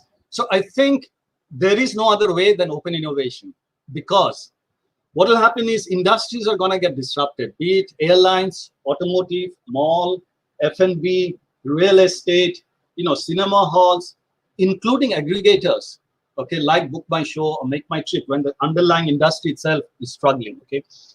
So the CEOs and the CXOs who have been doing and remember, I spent 25 years in that world, who come with a mindset of annual business plan, 5-year strategy, quarterly plans and earnings results and shareholder meetings, okay. In disruptive innovation, it's all about time is in hours or days. You pivot or you develop your MVP, minimum value proposition, in days and hours. Okay, so that the companies which will not be able to adapt will struggle. Now, if you take the larger the company, the scale will start working against you, because it's very difficult to move an organization or a conglomerate with lakhs and thousands of employees, with a very established DNA culture, layers and layers of bureaucracy, layers and layers of cross-functional disharmony. Okay, very difficult for them to change course. And then there's the ingrained nature of what we teach in the management school. So that's, I think, what will happen to current players. Therefore, in IT, we have a school of management, but we also have a school of entrepreneurship, where we use very different methodology, very different DNA. And to your question, what we are already seeing, I'll give you some examples, okay, on all the three sides. The IITs are also seeing this as a huge Opportunity because COVID is a level playing field. It's disrupting so much. Nobody knows the answers. Nobody knows how the consumer is going or the customer is going to behave. Nobody knows what the world will look like, a year down the line if the vaccine or the cure doesn't come. So nobody knows. It's a great time for countries like India, who probably lost out in the earlier race in the last few decades, okay, to catch up and leapfrog. If you go to IIT Council, there's a website there, and you look at the IITs are on overdrive to do COVID-related project. And anybody who's listening to this thing and working in the corporate sector, I'll encourage you to reach out, go to the website, look at what these IITs are doing. And it doesn't have to be an IIT. It could be an NIT, Manipal, BIT, or whichever academic institute you're close to, okay? So the education institutes, the directors, etc., are seeing this as an opportunity to pivot. Startups that I have worked with, we have taught them, mentored them, have pivoted. So we have got, a 3-year-old startup coming out of IIT Bombay school. They're into robotics, and they're working on the defense sector, and they're moving slowly into industrial sector. They have within days pivoted into a MediDute kind of a project where they're using it to deliver medicines into an isolation ward. And the pivoting time was just hours and days. There's another IIT Bombay startup which have now started working with Uber taxis to convert them into ambulances, okay, by certain methodology. So the startups are pivoting very quickly. In terms of social sector, okay, we are running a lot of COVID contests or challenges across undergrad students across the world, okay. And India right now, we have got an Ideas for Impact contest where we've got more than 100. And these are not in the areas that any panelist or any listener will probably think about. For example, IIT Delhi is working on a project to provide support to women who suffer domestic abuse during lockdown. Because of the lockdown, the husband and everybody's at home, and a lot of women are getting abused or ill-treated. Now, the typical corporate sector person will not think about it. But the IIT, Delhi team is thinking about it. So there are many such ideas. Then, so I have also, that's how the social sector, especially the colleges, are pivoting and meeting this COVID challenge. IITs are pivoting, startups are pivoting, social sector that I work with is pivoting. Companies, coming back to companies, okay, how are they pivoting? I've not seen too much of evidence, but I have a few. So Ford Motor Company actually ran a global challenge for COVID across 37 countries with Enactus, which is the NGO that I run for India. And they've chosen 14 ideas for seed funding.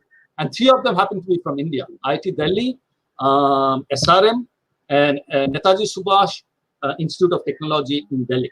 And then one US, one Brazilian, couple of UK, and so on.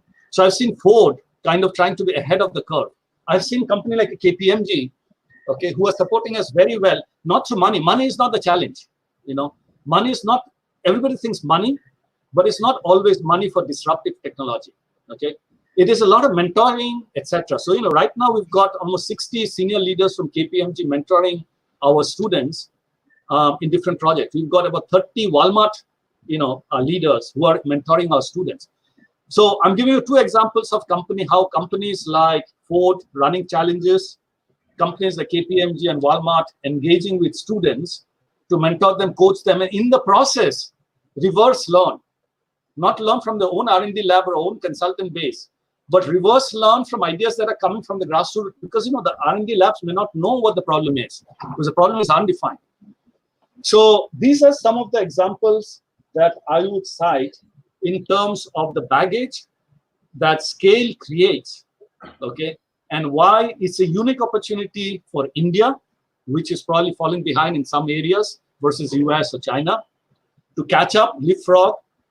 How I've seen pivoting happening across academic institutes, across social organizations, and some companies which are now trying to react and capture those good ideas. Over to you, Vikram. Thanks, Devdip. I will take this moment to also share that we are also looking for open innovation. So SPGN School of Global Management have established this Association for Emerging Technologies, Section 8 company, And as you can see on your screen, that we are also now working for the open innovation related projects. So there are initiatives which are being run today: Project Ameliorate, Combat COVID, and Future Ready initiative. So, for instance, you have this capacity building initiatives where we help out the startups which are not able to uh, sustain their current burn rate, and they want to reduce their cost. So let's say we provide them tools and we work with them to reduce their cost. Then and I'm inviting everyone who would like to be part of this. It is open innovation, so anybody can contribute and anybody can become part of this. So if you can see, Wisdom is worldwide integrated system for disaster management. This is right now open innovation going on. And then you have DASAS, which is demand and supply aggregation system, to remove the inefficiencies in the supply chain. And as we all know that due to bullwhip effect, this entire supply chain is going to get disrupted post COVID scenario. And we would like to make sure that people are able to address it. And there are certain private projects are also there. In case somebody is interested, they can become part of that.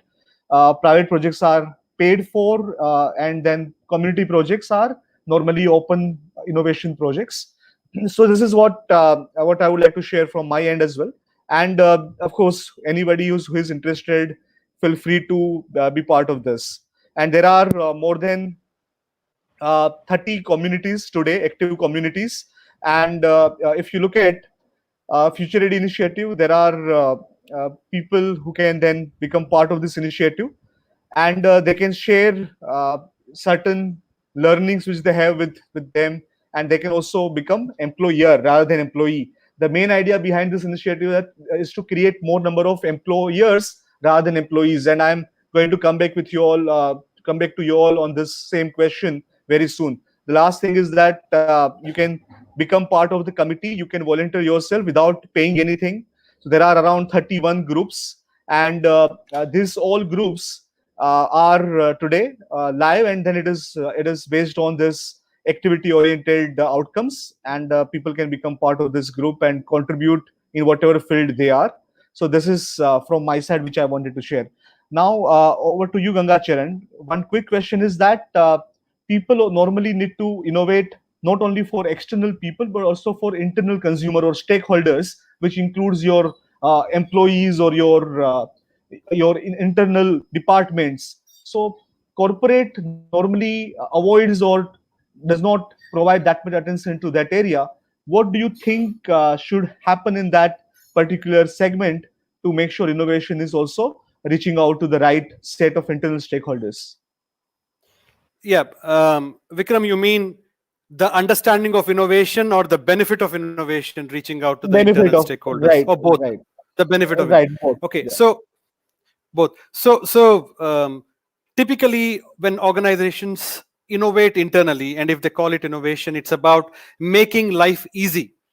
It may be a social tool, it may be a connecting, it may be a media, it may be anything which actually a jam page, a combination of multiple things which they believe will leverage the strengths of an organization, cross-functional teams, so that organization benefits per se.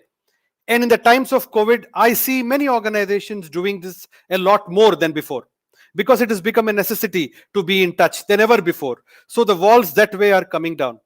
But I would say the benefits of innovation for an organization, within an organization, have not really been thought as much, because the key focus of any organization, you mentioned it, I think Prof also mentioned it, it's about providing that kind of value to a customer problem.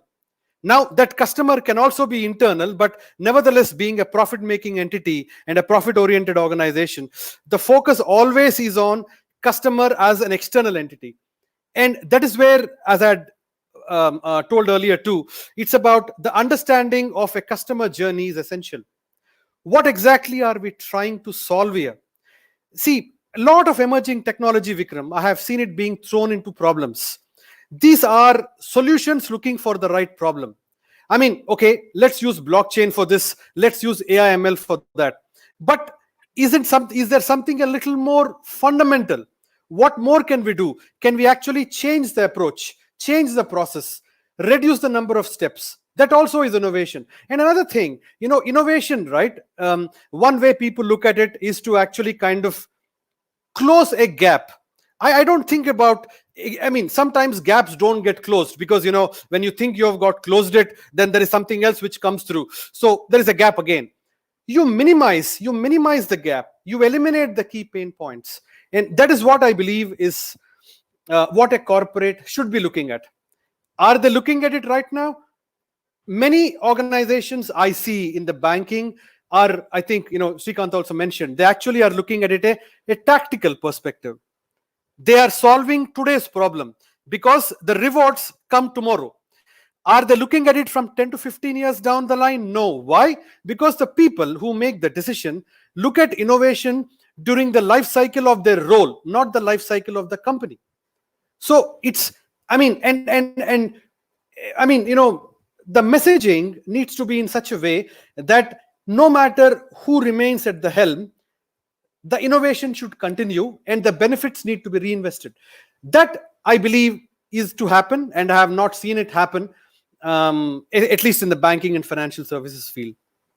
Excellent observation. Completely agree with that. So, Shrikant and Devdip, this is a common question which I am now raising. So, what is the role of ecosystem players that you foresee? Right, this is for everyone, and I think we will go first to Shrikant, and then everyone can share their thoughts. So, what do you think the role of ecosystem players like regulator and policymakers should be in encouraging the innovation? We have seen so many programs now started by government, and then they have provided several initiatives also. But do you think that is what really is needed, and how do you ensure that the focus can be put on the right sectors and segments and areas so that you can have the outcome which is very laser sharp in focus? Thanks, Vikram.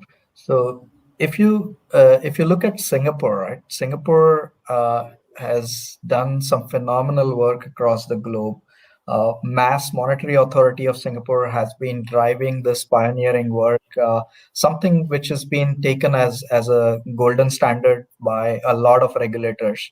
And one of the things which during COVID era I would really like to mention is what Mass has done is come up with certain grants, including digital acceleration grants, some other grants, including the sandbox access. All of those are primarily available for fintechs as well as entities. They could be regtech, insurtech, to take the advantage of and make the best use of this lean period. And the way I see a lot of work which is going to happen, or which is best directed towards internal function, which is the engineering function, over building the markets, because a lot of new business may not come during this time. So it's best that you apply your resources to engineering as well as capability building. And Mass has done phenomenal job of bringing those ideas, capturing innovation, to stay leader in the fintech world across the world. Now there are many grants which are available, and we can probably, a lot of companies can tap into those grants. But apart from that, they are also offering advice. They're also bringing in a lot of advisory consulting mechanism by which people will be able to get benefits of some of the collaboration. And what I would like to highlight is the role of Singapore FinTech Association. Also, apart from giving grant, they are also enabling some of the journeys and providing access to some of the new concepts and funding during this particular time. One of the important role of regulator is to also give the right direction towards funding, so that existing demand gap or demand shock is not felt by a lot of fintechs of these organizations. One of the big challenges which we will see over a period of 2 quarters is only when somewhere near October we will realize that while demand shock is being taken care of by government, the supply shock, and especially coming from the secondary and sector and primary sector, which is agriculture as well as manufacturing, which will then result into some impact into the services sector, will be one of the big challenges to address. And that supply shock would be very important to deal with. This will happen post-COVID scenario, probably in the third quarter or fourth quarter is where we will start seeing some of the results. Thanks, Shrikant. So before we continue, I would like to remind all the viewers that after a couple of questions, we are going to open for Q&A. So please, whatever questions you have, whether it is COVID related or innovation related or economy related, please feel free to ask them, and then we will consider one by one. So now, Dev, any thoughts on what Shrikant shared? Yeah. So, if you look at the ecosystem, and I look back on my corporate career, my bonus plan as a CEO or VP or whatever, okay, if I look at the stakeholders of the ecosystem, you've got the shareholder, okay, the customer, the employee, and the society, which includes government and industry bodies. Chances are, most of the bonus plan of the CEO would be geared towards the shareholder value, the stock price, or incremental value added, whatever jargon you want to use.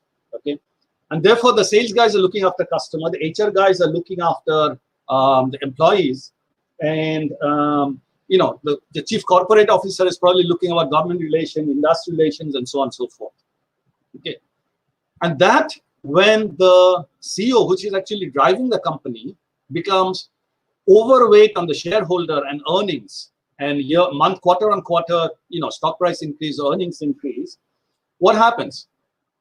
You lose sight of the person who actually gives you the money, which is the customer. And if you look at stories, how Nokia lost sight and then kind of died, just like that, when Apple came up with the touch screen, or companies like Kodak, okay, just died when this electronic camera started coming up. And if you look at all the great players, like, the record player, the records into cassettes, into CDs, into MP3s, and now into streaming, okay, great companies all dead. Okay, so I think the first thing that I realized, if I look back on my corporate career, is an over focus on the shareholder and earnings, and sometimes an under focus on the customer value prop. And two great examples globally, and then I'll talk about one or two examples locally, is Amazon. So if you look at what Jeff Bezos keeps saying in his interview, is he's customer obsessed. So he said you can be obsessed with the product, you can be obsessed with competition, you can be obsessed with government and laws changing and get advantage of lobbying, but his chosen method is customer obsession. And then if you look at Steve Jobs, who created the DNA for Apple, he said, start with the customer experience and then work backwards to create a solution, or the software or the hardware or the design, etc. But start with the customer experience. So now in the last 4 or 5 years, whether it is IT, okay, and therefore in IT we have a separate school of entrepreneurship versus a school of management. In a school of entrepreneurship, all that we're teaching is start with the customer and find out what needs are not being met by the customer. It could be a large customer by State Bank, and it could be a small consumer in a chawl, in a Dharavi. Which need is not being met by the large companies? And then attacking that and work backwards with that unmet need, and then create a solution for that person, and then kind of expand. And same thing we're teaching in Enactors, where you look at a body of 60, 70 crore Indians, find an unmet need, and then solve that. Remember, Vikram, that you can get 100 crore revenues in one of two ways. You can get 100 customers giving you 1 crore each, and you get 100 crore revenues. But you can also create a 1 rupee product, a 1 rupee service, and give it to 100 crore poor Indians, and you still get 100 crore revenues. And we are teaching them how to make, a 50 paisa pen versus a 5 rupee gel pen, a 20, 30 paisa pencil versus a 1 rupee or a 2 rupee pencil. We are teaching them how to get coin-operated water ATMs, where for 2 or 3 rupees, you get 20 liters of water, which you can use for the household. Remember that 1 or 2 crores, if it's adopted by 100 crore, you still get 100 crore revenue. So what we are teaching in IITs, in the School of Entrepreneurship and our social entrepreneurship is, don't worry about those big numbers. Don't worry about the scales and everything. Find that compelling business need which the current companies are not meeting. And they're blinded to it because it's not profitable. The CEO doesn't go enough to the market. The CEO is out of touch, with the market realities. And then find the niche, fulfill that niche, and then scale up.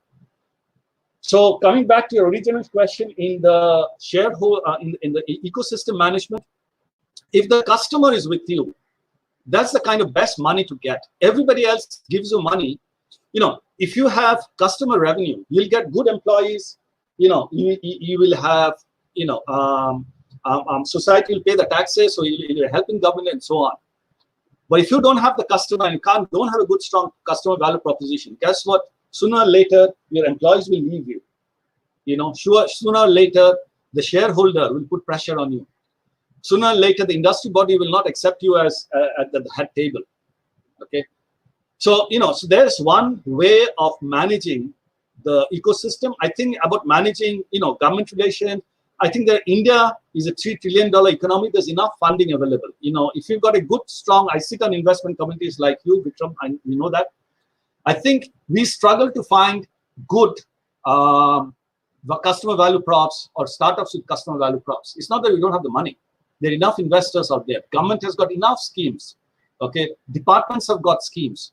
In IIT Bombay for Kavach, the IIT incubator today is willing to fund ideas of 25 lakhs to 2 crores seed money. They're willing to give you money of 25 lakhs to 2 crores for COVID response because they've got that money from Department of Science and Technology. Ford is giving money to our enactor students.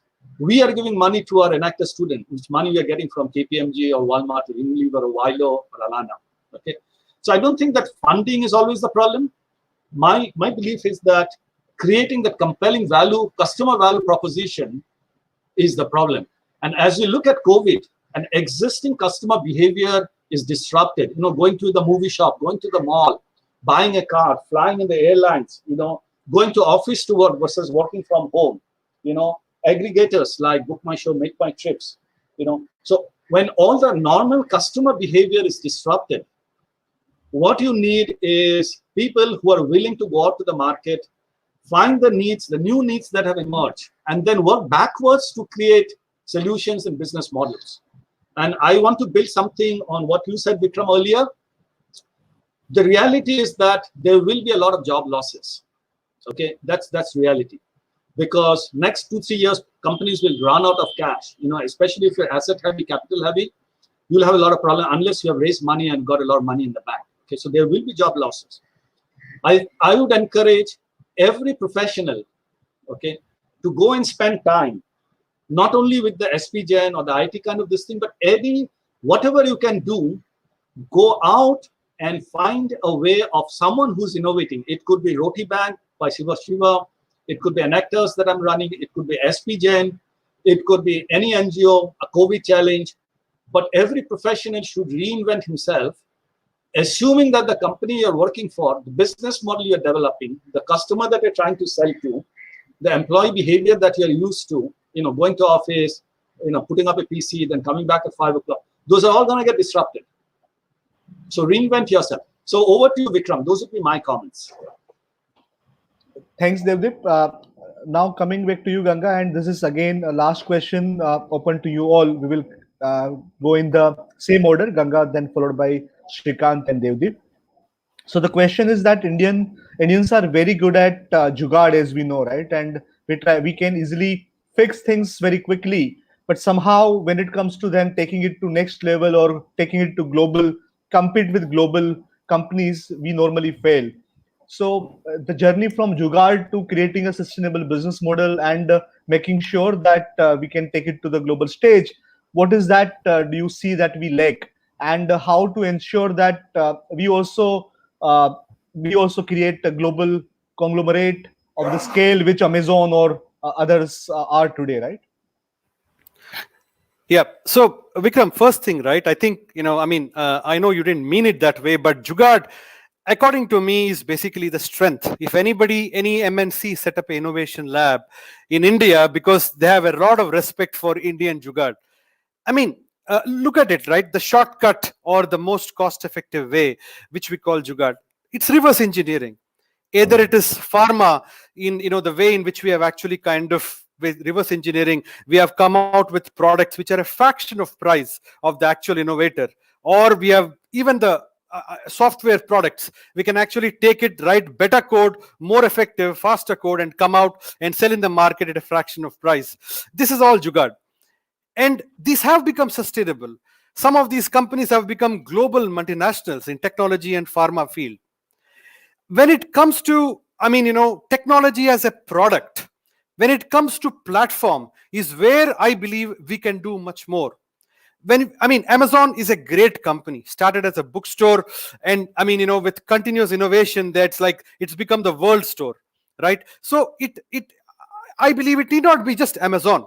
Okay, we can do something more. Look at it, TCS, Infosys today.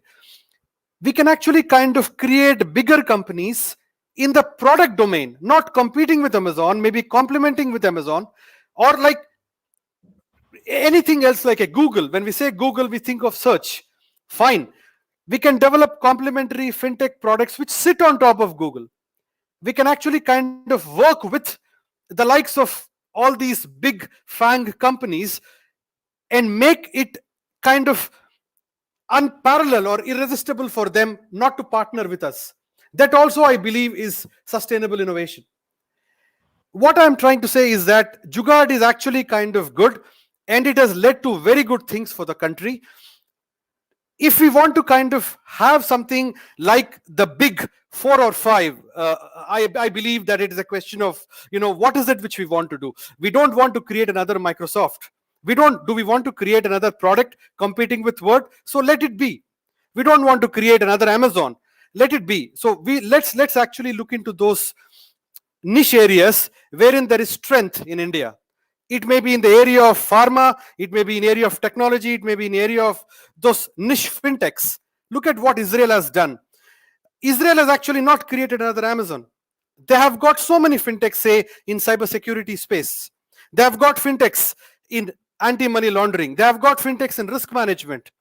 So, and these are things which even the likes of Amazon, Google, and Microsoft rely on. So that, I believe, is something which is very good. India has not yet done and should do. So that's my view as to how we can actually fit into the overall pattern rather than just becoming something because something is already there. Thanks, Anga. So absolutely right. So when I said Jugaad, so what happens is that Jugaad is very good for cost-effective solution. But as we know, sometimes that Jugaad is not able to solve all the problems all the time, and hence you require handholding to take it to the next level. And that is where we are talking about how to make sure that that is taken to the next level and it is more scalable in the scale, and how to make sure that it is sustainable beyond a small scale enterprise. So now over to you, Shrikant, that when you look at again, so even without using a word Jugaad or otherwise, when you look at this small scale innovators, when they do something good and great, that idea is then taken at the right pace and right time and right place. Again, that is also critical. What is that you think is required? Sure. So Vikram, we need to think about the life cycle of innovation. Jugaad or no Jugaad, right? It's more important that we think about two phases of innovation. One is with constraints, or let me take it back. The first one is without constraints, where we basically say, look, we are trying to solve a problem and we do not have any constraints. And how do we solve the problem, right? That is more about building a divergent solutions and coming up with as many ideas as possible, thinking that we could still get all the resources to execute those. The second phase which comes in innovation is the convergence, which is then leading to looking at some of the practicalities and some of the feasibility issues, viability, commercial dimensions of this, and even making it reasonable, relevant for that particular timing. Some solutions are ahead of time, and even though they're technically superior solutions, they may not be able to survive. So if you look at it from Jugaad, I wouldn't say it's a taboo or it's a bad word. If we are what we do less, in my mind, is that we do not think from a constraint-free world, and we do not do enough divergent thinking about what is the art of the possible and how can we achieve something with the resources, if given resources are there. Now, in the real world, we do not have all the right resources. But when we probably start with phase 2, where we start thinking about the constraint-driven world, and we do a phenomenal job of that. But we also need to look at some of the differences, the way China and US do innovation. If you look at the US innovation, they are looking at primarily the driverless cars and something which is quantum computing, where Google is pushing harder. Uh, but if you go to China, and if you think about the difference in innovation, one of the reason why China is also very successful in innovation is because there is a practical dimension to it. There is a dimension to say, look, let us not try to build too complex technologies, or let us not make that innovation about technology. Let us make the innovation about the unmet needs, or what the customer wants. And a lot of innovation which is happening in China is with that business in mind. Where we fall is, I think we are somewhere in between. We have to probably take a stance on, it is a mix of both. It is a mix of both in India. But I would encourage that we need to think about as much as divergent solutions, which may not be relevant today. We may be using them in future, over just thinking about convergence in the first stage.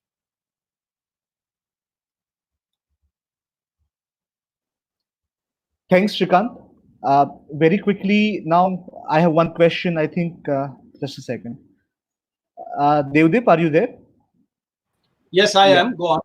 Sure. So, very quickly, I want to know from your side that, look, India is very price sensitive market, as we all know. And given the comments which we have received so far, what do you think that Indian entrepreneurs should do differently to make sure that the innovation which they are doing is also profitable, as well as ensuring that it makes some impact in the real world, and still they can compete with the big players? What do you think is required for that? Yeah, so let me just start with two parts. First, I'll build on your previous question, and then I'll answer your current question. So, Sure. this thing, that one platform for the whole world, one global for this thing, is, I work for a US company, and if you go to Silicon Valley, etc., some of these companies always talk about, our Google, and in this digital world, it's a winner takes it all. And the private equity VC takes a bet on which is the one winner which will dominate, be it Uber or Airbnb or Netflix, Right. and so on.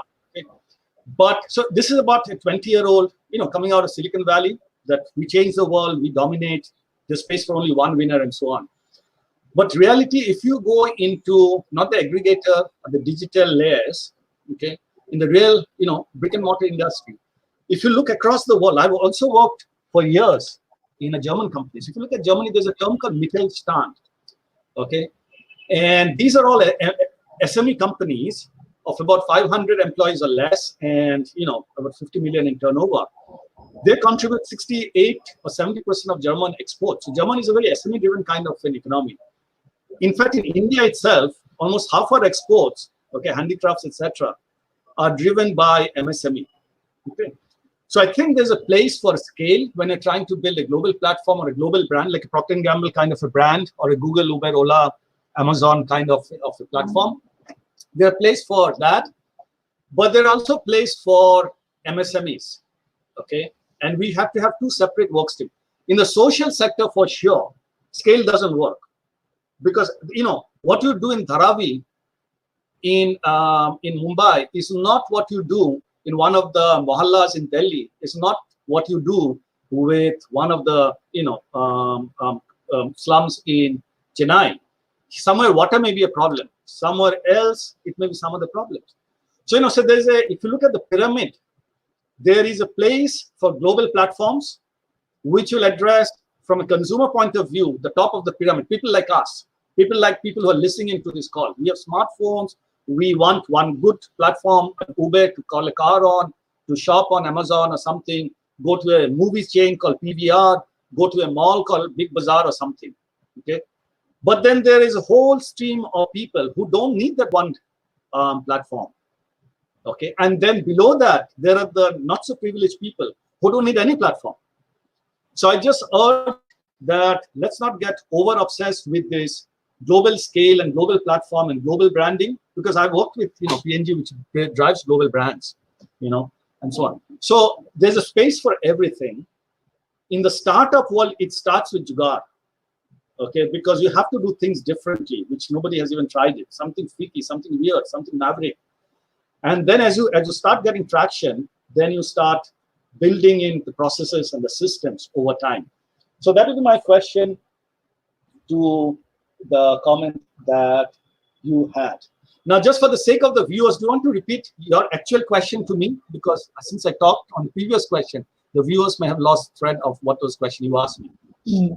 Sure. So the question which I asked is that since it is price sensitive market, India is very price sensitive market, just to make sure that we are having a innovative product as well as a profitable product, how do you make sure that this both extreme things can also come together, right? Yeah, so let me give an example from a corporate career and an example from my my startup career. So in a corporate area in the 90s, when I was working with Procter & Gamble, in US, you have premium brands and they cost a certain level. So P&G entered India, let's say one of the largest category called detergents, okay, fabric care, with a brand called Ariel, which was like really top of the heap. When Wheel and Nirma were selling at 10 rupees a kilo, this was priced at 70, 80 rupees a kilo, okay? But very quickly they realized that, you're only addressing less than 1% of the Indian population. So how do we reach it to the poorer people? So they came up with innovation, which is not technology, but they came up with things like single-use sachet. So India almost invented the single-use sachet, okay, which you borrowed from Philippines at that time. And then this is what drove Brazil and a lot of the Latin American and African markets. Because what happens is in India, we have daily wage earners. They cannot buy an 80 or 1 kilo pack of Ariel, but by an innovation called sachet, which is single use, which is 2 rupees or 1 rupee or 3 rupees, okay, we could mass drive penetration, drive volumes, and also get the scale, so your fixed cost is spread out and you start making some positive contribution. Okay, so that's from the corporate world. Similarly, in my startup, what we tell our students to do is the big company have a certain quality at a certain price, be it a software company, a soap or shampoo company, or a car or an airline. Okay, but the penetration of these, okay, will probably be max about 30, 40, 50% of India. But there is also another 50% of India which is not looking at those global brands, which is what most panelists, all the people here probably will be aware of. Okay, so there is a section out there which doesn't need a sophisticated product. Okay, and we teach our students how to make, as I said, if a branded toothpaste costs 20 rupees for 100 grams, we teach them what is called our model is called micro-social entrepreneurs, hyper-local distribution. Okay, and we teach them how to make the same product available at 2 rupees. Okay, Bisleri bottle may cost 10 rupees per liter. Can you give them 4 rupees for 20 liters? And then we work backwards from that customer need and that price point to come up with a solution like a water ATM, where you put in 2 or 3 rupee coins and you get 20 liters of water, enough for a household, not a Bisleri. And so we teach our students how to strip out costs so that the price comes down, but that doesn't mean you sell at a loss. Because what happens is, typically in a branded product, okay, you will have the raw material cost, but on top of it, you have got a packaging cost. There is a toothpaste cost where the bare toothpaste costs maybe 2 rupees for 100 grams. Then you put it in your tube. You put it in the paper box. Okay, cost goes up. Then you transport it into a warehouse. There's a trucking cost. There's a warehousing cost. Then you advertise the hell out of that. So suddenly there's advertising cost. Then you have a whole overheads because you've got a nice office, you've got highly paid employees and so on. So your overhead cost goes up. And suddenly you have to sell that toothpaste where maybe the raw material cost and just the cost of manufacturing of the core product is 2 rupees. You have to sell it at 20 rupees to make a 4 rupee profit. But we teach our students how to come up with the 2 rupee product, sell it at 3, okay, without the bells and whistles of, we call it micro-social entrepreneurship, hyperlocal distribution, okay?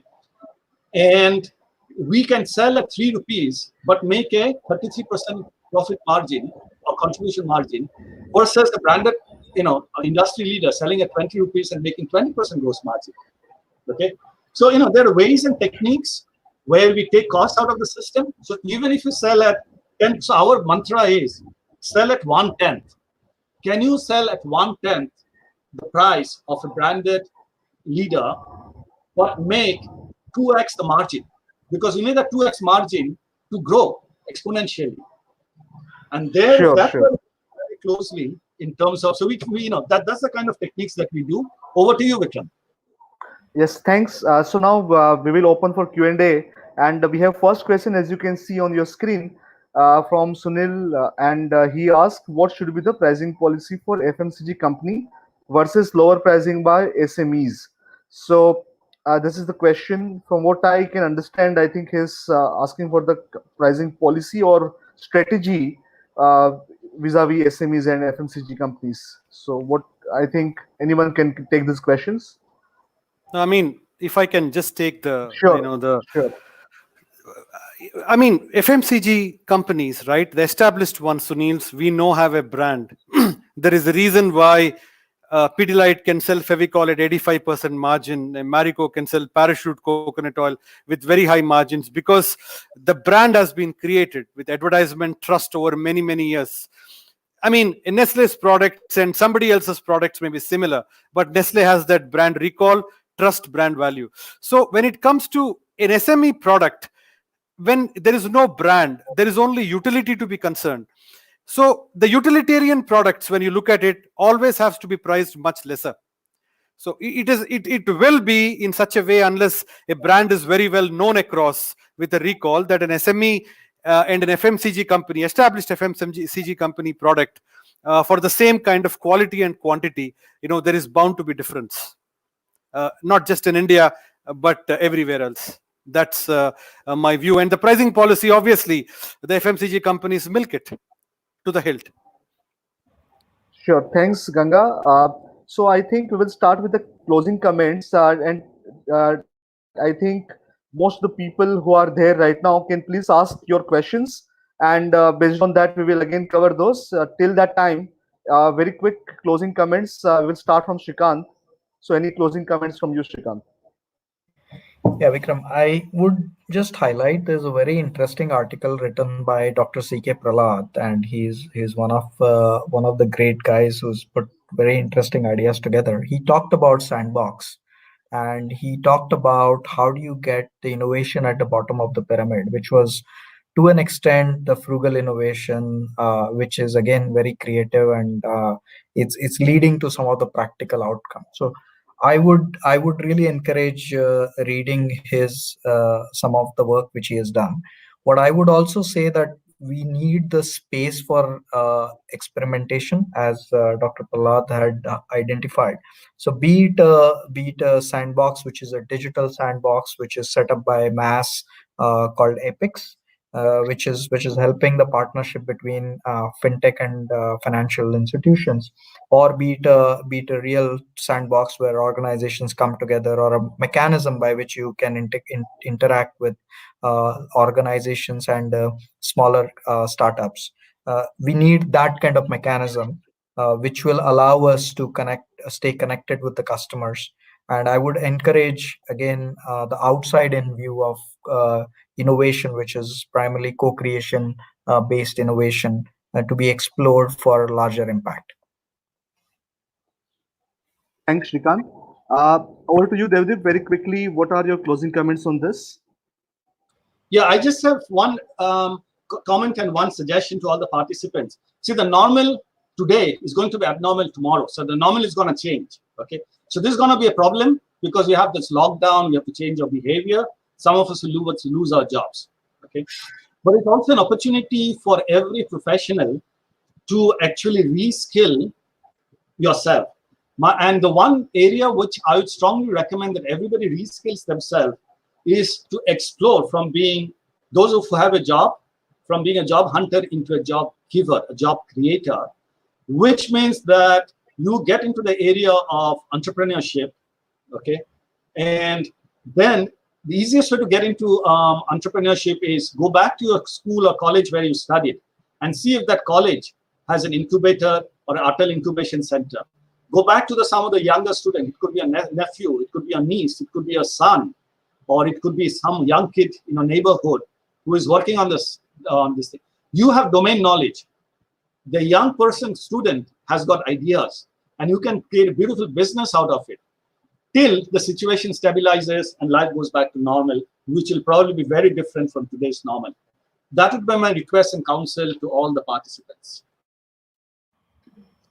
Thanks, Devdip. Over to you, Ganga. Any closing comments that you would like to have? Yeah, I would actually my view is go back to first principles. When we speak about innovation, innovation needs to be simple. The most difficult thing to achieve, I have seen, is simplicity. We can use the best technology, best platform, highest investments, best mentors, but deliver something complicated which may not appeal to the intended end user. So go back to first principles. Try to actually question yourself, get non-conforming evidence of what is the problem you're trying to solve. Yeah, I mean, that is possibly the best thing I can do. And yes, mentor and get reverse mentored. The kind of difference which you will notice is amazing. Yeah. And there is this, I mean, for people who like to read, I would suggest one. It's a Farnham Street blog. Okay. There is something called pre-mortem in it, like post-mortem, pre-mortem. When you plan, think about all the possible scenarios which may go wrong. Some of them will come right. Look at probabilities. Okay. And think about where is it which you will actually be in the next 4 to 5 years. Don't look at short term. Look at periods 5 years at a stretch. That's the only way to actually have innovation in your favor, and sustainable innovation, that is. Thank you. Thanks everyone. And I think we'll wait for a couple of minutes if we have any questions. Otherwise, we'll end this session. And I would like to thank all the panelists for sharing their thoughts. And we will, again, as I said, we will wait for a couple of minutes and then we will end in case there are no questions.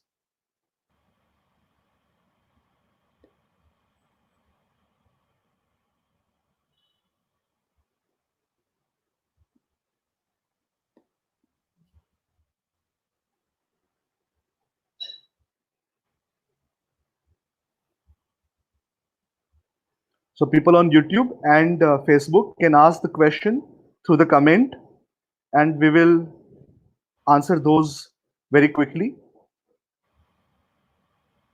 We will have time for 2 questions at the max. So at the most, we'll answer 2 of them.